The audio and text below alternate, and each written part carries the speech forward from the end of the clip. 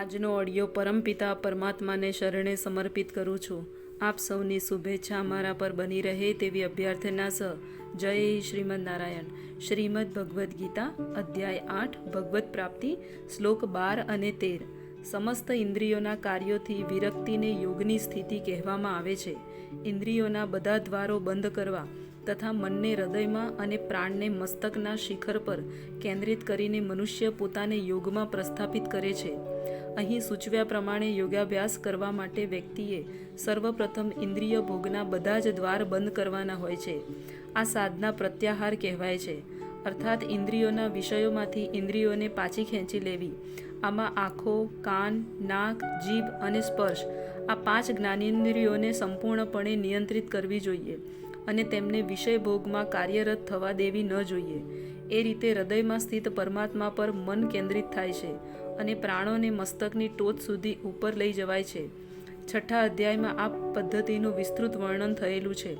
પરંતુ અગાઉ કહેવામાં આવ્યું છે તેમ આ યુગમાં આ સાધના વ્યવહારુ નથી. કૃષ્ણ ભાવના મૃત એ સર્વશ્રેષ્ઠ સાધના છે. જો ભક્તિ યોગમાં રહી મનુષ્ય પોતાના મનને સદા કૃષ્ણમાં સ્થિર કરી શકે તો તેના માટે અવિચળ દિવ્ય સમાધિમાં સ્થિર રહેવું સહેલું થાય છે. આ યોગાભ્યાસમાં સ્થિત થયા પછી તથા અક્ષરોના પરમ સંયોજન ઓમકારનું ઉચ્ચારણ કરતા રહી જો કોઈ મનુષ્ય પૂર્ણ પુરુષોત્તમ પરમેશ્વરનું ચિંતન કરે છે અને દેહનો ત્યાગ કરે છે તો તે નિશ્ચિતપણે દિવ્ય લોકમાં જાય છે. અહીં એ પણ સ્પષ્ટપણે જણાવ્યું છે કે ઓમ, બ્રહ્મ અને ભગવાન કૃષ્ણ જુદા નથી. ઓમ કૃષ્ણનો નિર્વિશેષ ધ્વનિ છે, પરંતુ હરે કૃષ્ણ ધ્વનિમાં ઓમ સમાવિષ્ટ થયેલો છે. આ યુગ માટે હરે કૃષ્ણ મંત્રના જપ કીર્તનની સ્પષ્ટ ભલામણ કરવામાં આવેલી છે.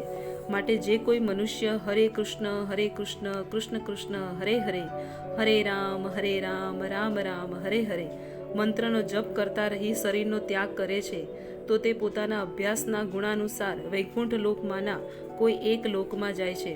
કૃષ્ણના ભક્તો કૃષ્ણલોક, ગોલોક, વૃંદાવનમાં જાય છે. સગુણવાદી સાધકો માટે દિવ્ય આકાશમાં અનેક લોક છે, જેમ કે વૈકુંઠ લોક કહેવાય છે. પરંતુ નિર્વિશેષવાદીઓ તો બ્રહ્મ જ્યોતિમાં જ રહી જાય છે. જય શ્રીમદ નારાયણ.